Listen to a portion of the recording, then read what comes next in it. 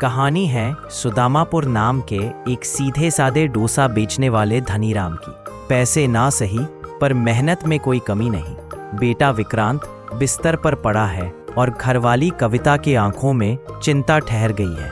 धनीराम रोज अपने डोसे का ठेला लगा था, लेकिन उसके वहां कोई ग्राहक नहीं आता, जिसके कारण वह चिंता में रहता था कि उसके बेटे का इलाज कैसे होगा। ऐसे ही एक दिन की बात है। डोसा ले लो, डोसा काजू किशमिश वाला डोसा, मुरादाबाद के स्वाद वाला डोसा, ले लो डोसा ले लो। अरे ओ धनीराम, 10 दिन से तेरा देख रहा हूं ये नाटक। ग्राहक तो तेरे पास आए कोना और अलग से यहाँ पर सड़न फैला रखी है। सेठ जी, बेटवा विक्रांत बीमार पड़ा है।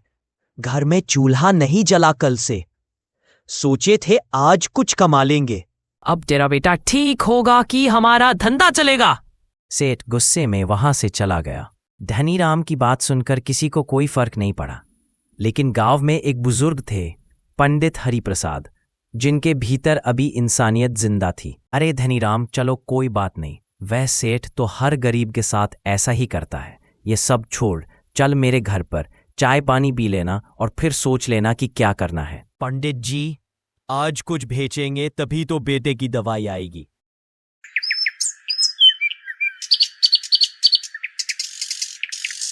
शाम के समय धनीराम चिंता में घर जा रहा था और उसने पत्थर को नहीं देखा। इतने में धनीराम की ठोकर लगी और वह गिर गया।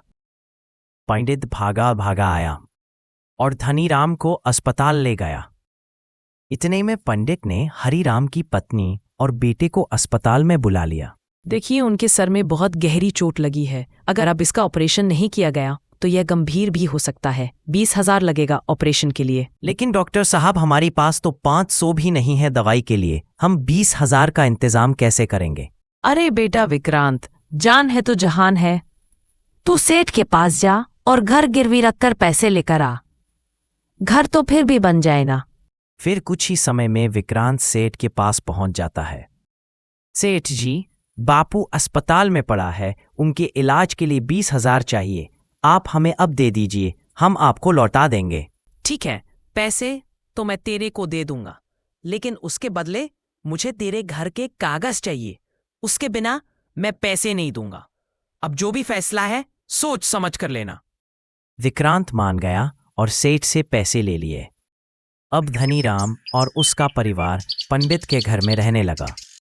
पंडित जी, आपका बहुत बहुत धन्यवाद जो आपने हमें यहाँ रहने दिया, नहीं तो ना जाने हम कहाँ जाते। यह कहकर हमें शर्मिंदा ना करे। अगर हम काम नहीं आते तो कौन आता? और धनीराम तो हमारे भाई जैसा है, इसकी मदद करने के लिए हम हैं। अब हमें इजाजत दें और जरूरत हो तो बुला लें। चलिए पंडित जी, आपको बाहर तक छोड़ दूं। पंडित और विक्रांत दोनों घर के बाहर आते हैं और विक्रांत पंडित को कहता है, पंडित जी, मैं सोच रहा था कि बापू का ठेला चलाओ, इससे कुछ पैसे तो आएंगे। अगर तू यही कहता है तो फिर मैं तेरे को एक ठेला दिला देता हूं और राशन की व्यवस्था भी कर दूंगा। अब सब तेरे ऊपर है। इस सब हादसे के बाद अगली सुबह विक्रांत ने डोसे का ठेला लगाना शुरू कर दिया। देखते ही देखते कुछ ग्राहक डोसा खाने के लिए आए, लेकिन उसके बाद सारा दिन मंदा रहा। ऐसे ही कई दिन चलता रहा।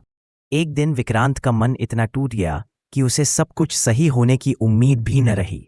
अरे बेटा, अपना मन खराब मत कर, सब ठीक हो जाएगा। कुछ समय लगेगा लेकिन सब ठीक हो जाएगा।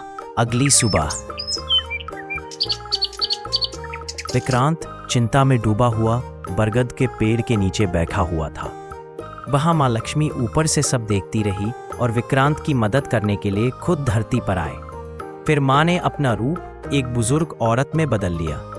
मां चलते चलते विक्रांत के पास आ गए और उससे पूछने लगे उसकी परेशानी। विक्रांत ने अपनी सारी परेशानी अम्मा को बताई।